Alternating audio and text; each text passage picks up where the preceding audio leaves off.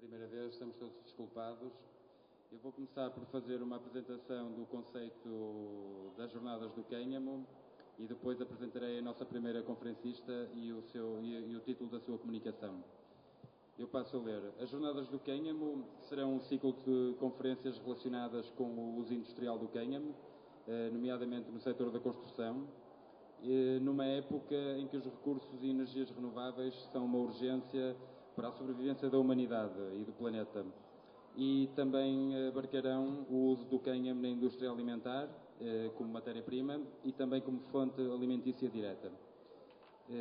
É importante referir que em Portugal, apesar da legalização do cultivo do cânhamo e sua transformação ter acontecido há mais de 20 anos, mais concretamente em 87, como reflexo da entrada do nosso país na então CEE, o seu uso como matéria-prima por parte da indústria nacional é inexistente. Sobretudo, isso é uma opinião expressa pela Feira do Cânhamo, porque a conotação negativa do cânhamo às espécies psicotrópicas da cannabis continua a colocar entraves reais ao investimento e desenvolvimento desta área. Por outro lado, o cânhamo, a par do vento, do sol, por exemplo, ao continuar a ser o único concorrente direto ao petróleo, enquanto matéria-prima suficientemente versátil para o substituir, não é aceite. Nem o seu uso é estimulado, pois isso colocaria em questão muitos interesses económicos instituídos. Nós desejamos, com as conferências do cânhamo, inaugurar ciclos de conferências que possam criar redes entre as pessoas interessadas, desde as pessoas que pretendem vir a cultivar cânhamo, a eventuais transformadores e a sua ligação com o comércio a retalho em todo o país. Eu também gostaria, sem me alongar muito, de fazer uma breve nota introdutória acerca da palavra que dá nome às nossas conferências, às Jornadas do Cânhamo. A palavra cânhamo deriva, como é óbvio, do latim cannabis e na forma botânica surge como cannabis sativa L. O cânhamo é uma planta de origem mal esclarecida. Alguns autores defendem que é originária da Pérsia, outros da Índia, outros do Japão e para outros que constituem a maioria, a corrente maioritária, a sua origem é a Ásia Central. A planta herbácea, então chamada Cannabis sativa L, foi classificada como tal em 1753 por Carolus Linnaeus, daí o L do seu sobrenome, Cannabis sativa L de Linnaeus. Todavia, não existe apenas cannabis sativa, existem outras duas espécies do género cannabis, a cannabis indica e a cannabis ruderalis. Atualmente é comum, como todos sabemos, o cultivo da indica, da sativa e cruzamentos híbridos, que são novas subespécies, sobretudo para usos recreativos e medicinais, e psicoativos, exato. A forma cânamo, sem o H, em português arcaico, resultou do cruzamento, acho que é bastante interessante, do cruzamento de cannabis com calamus, que são plantas que atingem, é o nome dado a plantas que atingem grandes alturas, mas que não são consideradas árvores propriamente. Da junção destes dois termos deriva o atual cânhamo. E com isto espero que tenha sido esclarecedor e passarei a apresentar a nossa primeira conferencista, a Ruth Eires. Ruth Eires é licenciada em Arquitetura pela Universidade do Minho em 2003 e atualmente é doutoranda e exerce atividade de investigação em materiais de construção no Departamento de Engenharia Civil da Universidade do Minho. Em 2006 realizou o mestrado em Materiais e Reabilitação da Construção, cujo tema de dissertação foi Materiais não convencionais para uma construção sustentável, utilizando cânhamo, pasta de papel e cortiça. Desta tese de mestrado resulta o título da sua comunicação de hoje, que é o botão leve, ecoeficiente, utilizando cânhamo industrial e pasta de papel. Vou passar a palavra à Ruth Eires. Boa tarde a todos.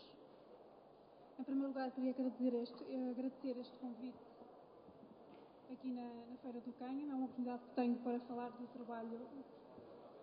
trabalho que desenvolvi durante a tese de mestrado. Este trabalho, então, intitula-se Tão Leve, Ecoeficiente, utilizando cânhamo industrial e pasta de papel. Devo dizer que foi um pouco difícil convencer até uma orientadora a fazer este tipo de trabalho uma vez que, lá está, cânhamo tem sempre aquela conotação com a cannabis vulgares, mas depois de esclarecer as vantagens deste tipo de construção, foi aceito e partiu-se então para o trabalho.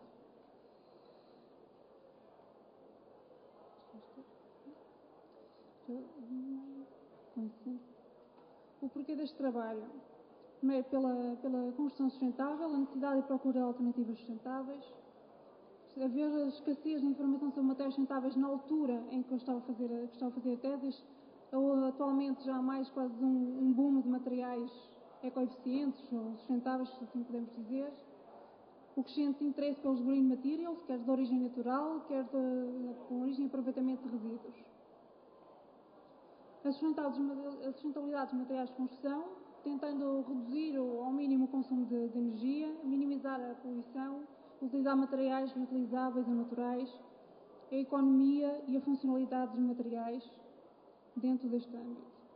Os objetivos deste trabalho foram, essencialmente, desenvolver um novo botão leve à base de cânhamo industrial, compreender os fatores que influenciam o comportamento mecânico nas misturas de metacal e cal, é o ligante que é utilizado neste tipo de botão leve que foi desenvolvido, desenvolver um material compósito à base de pasta de papel e granulado de cortiça, com isso em reforço de fibras têxteis de cânhamo. No fundo, para falar um pouco sobre as argamassas pozolanas e o porquê o uso do metacaolino e da cal em vez do cimento. Então, as argamassas pozolânicas já são conhecidas há muitas décadas, milénios até. E então, a primeira pozolana que surgiu foi no Monte Vesúvio, em Itália, e foi a partir daí que se foram formando os primeiros cimentos, inclusive. Pode ser um material natural ou artificial, a pozolana. A pozolana tem origem normalmente na pulmicita, argilas que são argilas calcinadas, cinzas volantes, sílicas de fumo ou o metacaolino, que neste caso foi utilizado. A pozolana reage então com hidróxido de cálcio, vulgarmente chamado de cal, e obtém-se então um material cimentício, que novamente foi utilizado no Panteão de Roma. Os compósitos de cal já são utilizados há cerca de 2000 anos. Na Mesopotâmia utilizava-se então pozolanas, cal, para fazer betão e tijolos, já inclusive naquela altura, utilizado em diversos tipos de construções, aquedutos, pontes, fortes, templos, estradas, uma imensidade de situações. Aqui então temos o metacaolino utilizado, resultante do tratamento de resíduos numa mina de extração de agregados. O caolino em si resulta da desintegração dos feldspatos constituintes básicos das rochas graníticas, com caolinite. A cal hidratada, a nossa cal hidratada comercial, bastante rica em óxido de cálcio, bastante pura. Aqui podemos ver os fatores que influenciam o comportamento mecânico, são essencialmente a porcentagem de cal, ativadores minerais para cura e durabilidade, aceleramento de cura, aliás, e durabilidade e resistência dos materiais, e a temperatura também. Aqui vemos um gráfico que mostra apenas as diferentes quantidades de metacaolino e cal, chegando a essa conclusão que 75% de metacaolino e 25% de cal era a mistura ótima que otimiza as resistências. Aqui temos um gráfico que mostra, consoante a temperatura nas argamassas, vai aumentando a resistência à compressão. Temos então desde temperaturas de 10 graus, 25, 30, 40 e 50, otimiza-se este processo. Os benefícios da utilização deste tipo de construção, em construções novas, utilização de construções antigas, construção de blocos de terra ou adobe. Como vantagens temos o aumento das resistências mecânicas, impermeabilidade e durabilidade de ataques químicos, que consomem menos energia durante o seu fabrico do que o cimento, contribui para a diminuição da libertação de CO2 prejudicial ao ambiente, também por esse fator, porque a produção de cimento liberta bastante CO2 para a atmosfera e é um meio de utilizar resíduos industriais. Aqui temos o cânhamo industrial, podemos ver aqui também uma variedade com e sem THC. THC é a substância psicotrópica, no fundo, do cânhamo. Em termos de propriedades do próprio cânhamo, e um pouco falar das características dele, utilizado há milénios para inúmeros fins. A sua toxicidade é praticamente nula relativamente ao cânhamo industrial, extremamente leve, favorável ao ambiente. A sua produção, o cultivo, é sem pesticidas, é um recurso rapidamente renovável e tem um diminuto nível de agentes incorporáveis, quer dizer, que é necessário muito pouca energia, quer para o seu cultivo, fabrico,